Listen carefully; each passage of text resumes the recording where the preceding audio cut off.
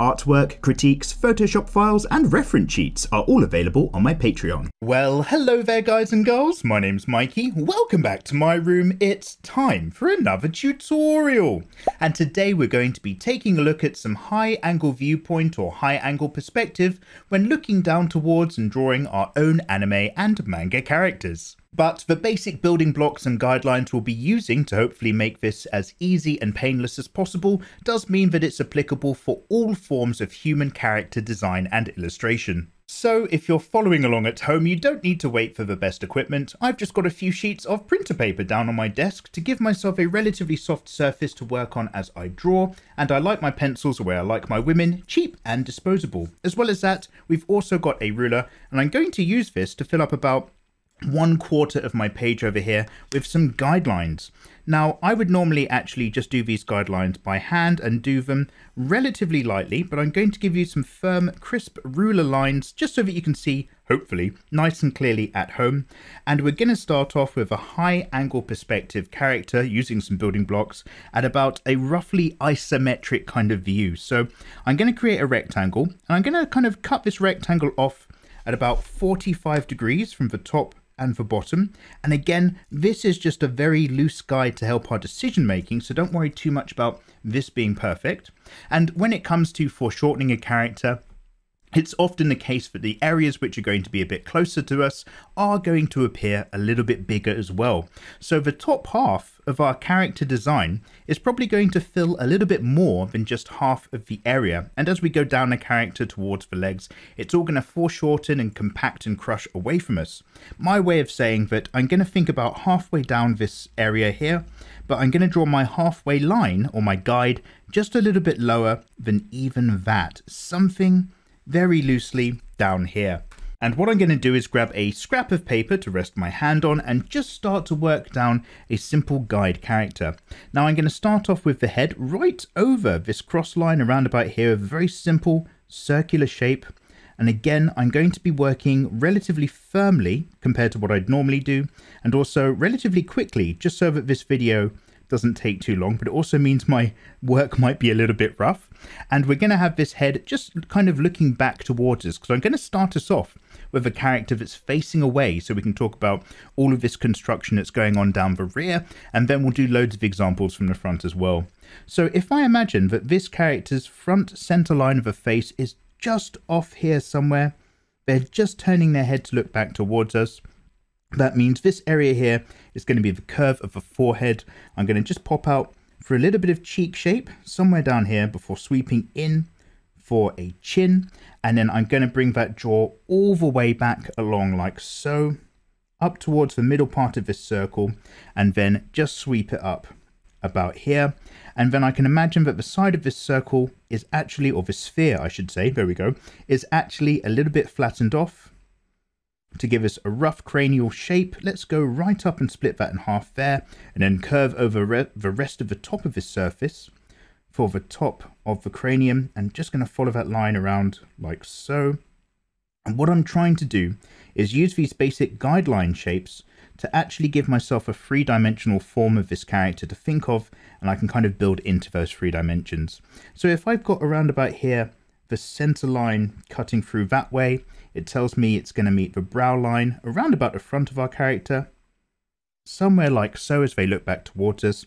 So I could get away with a rough nose shape, just popping in a bit there, sweeping out a little bit like that. It's a very simple jagged line, but that placement should hopefully give you a bit of an idea of what's going on with that face. And right here, just below the cross point, I could fit in an ear as well. So there we've got our very rough head already going on. The rest of the body is going to follow this loose S shape of the spine around about to the middle point down here. So although this is not in any way a final line, I might just start to imagine already a bit of a sweep coming in, and then an area that drops straight down for the C section of the spine before it kind of backs back up towards us for the lumbar area. Just that S curve like so. But then I'm going to start off as ever with some shoulders. I'm going to keep them relatively low and relatively far back because we've got to imagine that this shoulder line is sitting below the head. I don't want to go too far forward. Something like that. The hips will be doing something similar around about here as a very loose guide. And I'm going to do the same thing as ever. I'm going to think about a egg shape that's kind of dropping off, except this is a bit more compacted together in this example. It's just going to be at an angle where we're looking down over the top of the egg. So this ellipse is still a little bit wider at the bottom than it is coming up towards us.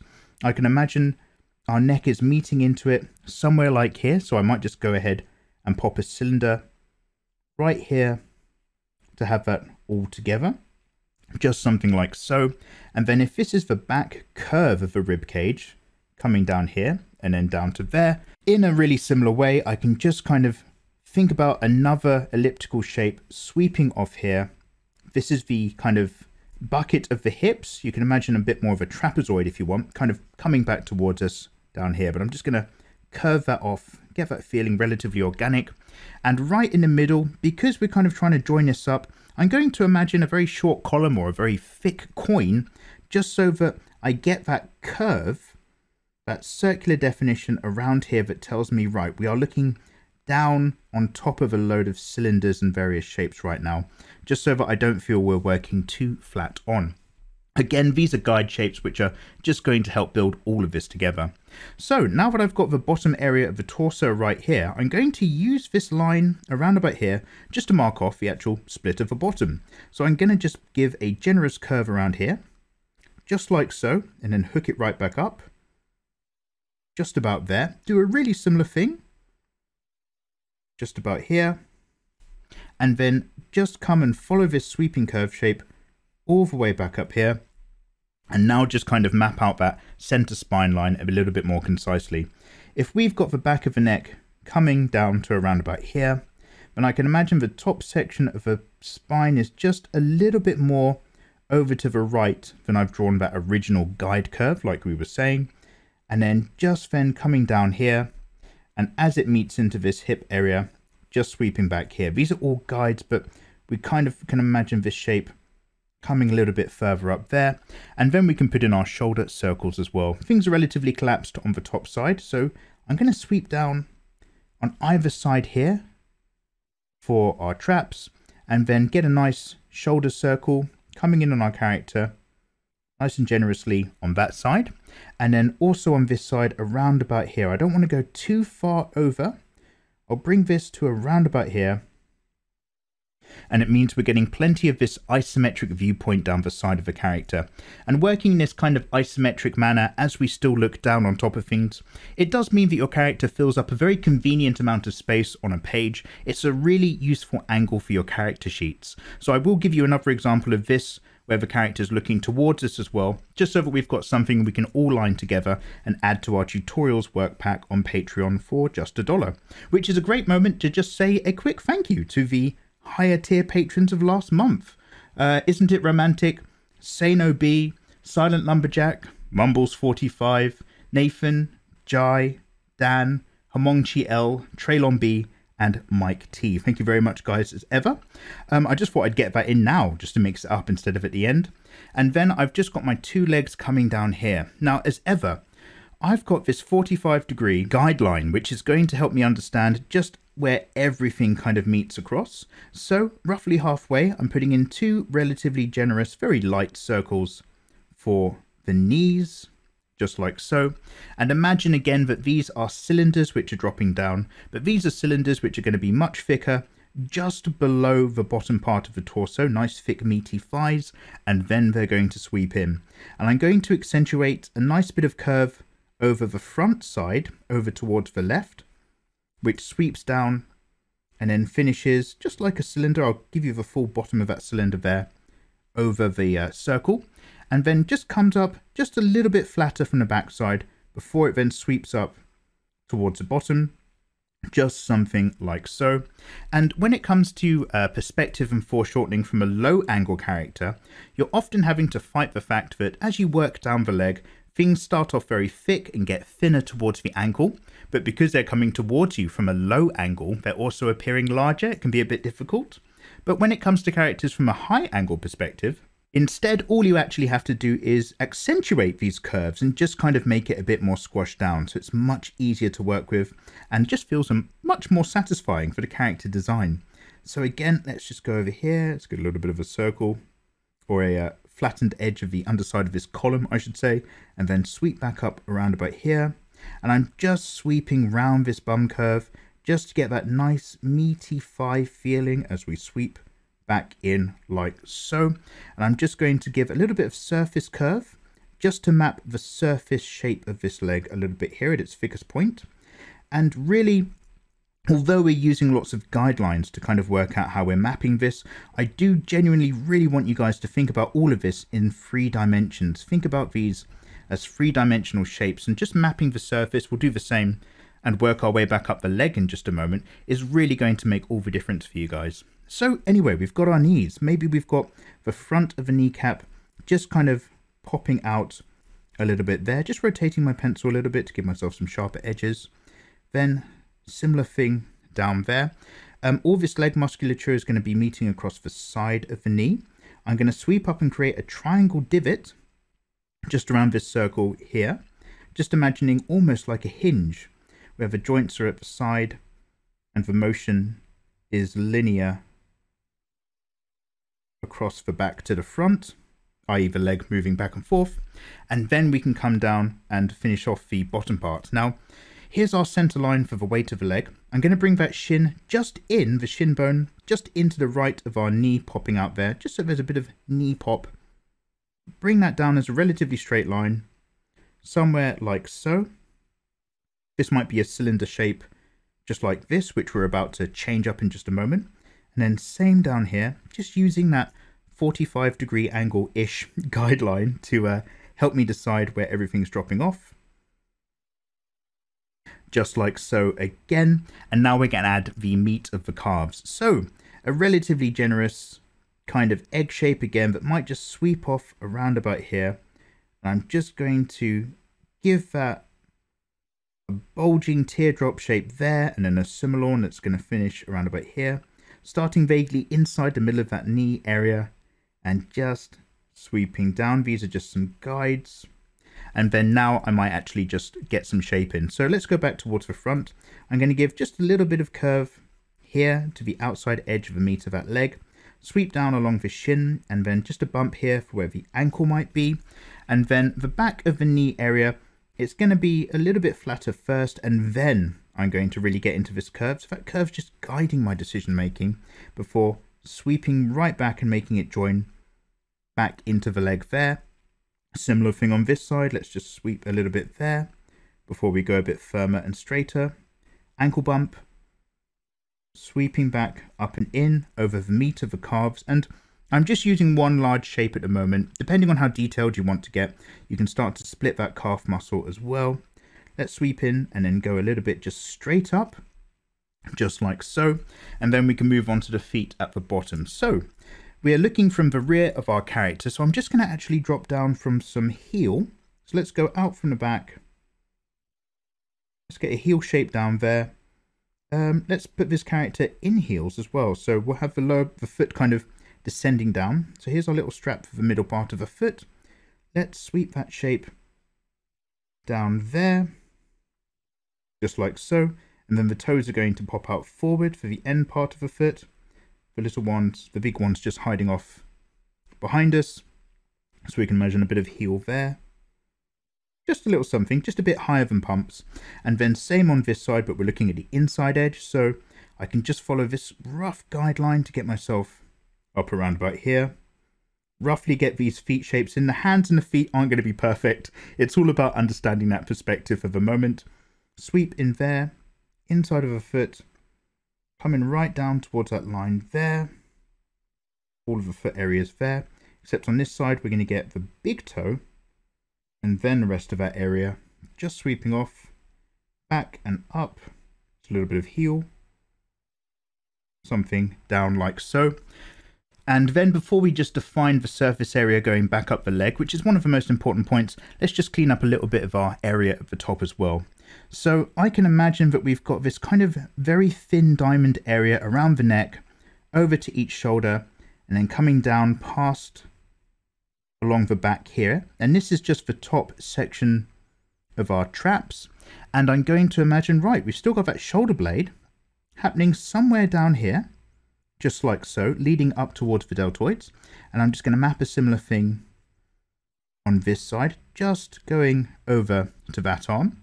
And then round the back, I'm just going to slightly erase our earlier guidelines, just so it doesn't visually confuse us too much. And I can imagine that, right, the rest of the traps, everything's coming in around about here. Then we've got the main trunk muscles, the spine there. A little bit of a triangle divot to show the superior posterior iliac spine area as it all meets into this lower zone. And a lot of what we're seeing down here is the side. So we might have our kind of lateral sweeping in. I'm not going to define that too much. I'm just going to give you a little bit of a line for the side of the body compared to the back, just something like that. And then also let's get an arm dropping in. So I'm going to keep this arm relatively basic. We're going to go down to around about here and then just drop off out to around about there. And this is also a bit foreshortened away from us as well. So let's keep this nice and simple with a cylindrical shape coming up here. Here's our big kind of elbow area. I'm going to sweep off the rest of the forearm down there. Our elbow joint is right behind here, like so. This all just meets in. And then a very simple hand shape, which we're just going to make into a rough paddle with some finger indicators. Something like so. Just around about there. Again, my excuse is that this isn't a hand tutorial, so don't hate me. Let's go off there and off there. Just like so. And then also we're just seeing over the top a little bit. I'm just going to use a lateral muscle here just to bring this line in a little bit more. I'm going to accentuate the hourglass figure of this torso by curving past our guideline there, coming into about here before I shoot back over the hips, over the bottom area, just like so, to really kind of squeeze that in. And also we're going to get a little bit of the chest of our character. We might come down the front side part of the chest just a little bit, and really just nothing too crazy. Let's just get a little bit of the curve of the boob as we see a little bit from the side, but mostly just over from the top, just around here as it maps up and around against the chest, and then just another tiny bit around about here as well. Our collarbone coming in over the top, somewhere just in there. And this is obviously our deltoid, our shoulder area, doing all of that work down the side. So one last quick go at an arm down here as well. I'm just using these guidelines to very loosely get this in. And the main bit is I just want to talk about mapping the backs of these legs up and around to the bum in just a quick moment. So I'm just going to make this arm disappear off behind there, nice and easy. It's always good to have at least one hand in all of your character designs, a minimum of one hand on show for any character. Otherwise it looks like you can't draw hands, which, you know, we all struggle with. But don't hide both of them. As long as you've got one, you can hide the other though. So let's get that arm behind there. And now let's talk about these surfaces. So the reason I keep talking about mapping the back area is because if we know the curves that we're trying to actually describe, it's going to help us massively. Going down the back of this character, the curve of this bum is coming right out and then tucking under here. That's the kind of surface that's happening that we're looking at there. And it's coming right in down the back of the leg, just like so, into the divot of the knee, and then right into the back area, curving out over the calf before it sweeps right down to be the back center part of the heel, just like so. Similar thing coming back up the other way. Here's the back of the heel. Here we work our way over the muscle of the calf, and then just up around the back of the leg and over the curve of the bum here, like so. So guys, I hope that gives you a bit of an idea of how we can use some high angle perspective to look down towards our character, still essentially getting all the information that we need, but also fitting them in a little bit more onto a page, as well as giving us an opportunity in visual storytelling to either make them feel a bit more isolated or just focus on their top half, or really just make your images look a little bit more interesting. So I'm just going to drop into a little bit of time lapse and give you a very similar example, but the character this time from the front, so that you can use this for your own character sheets at home, as well as giving you a slightly curvier example as well. I'll see you then.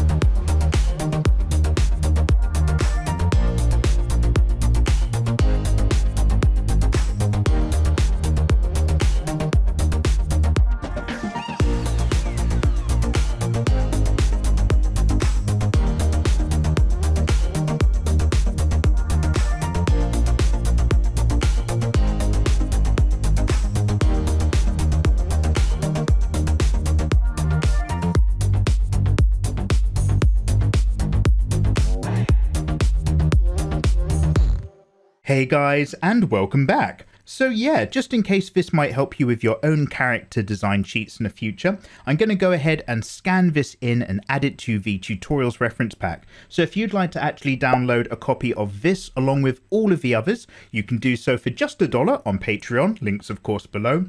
But if we zoom out ever so slightly, just like so, let's talk about what's going on.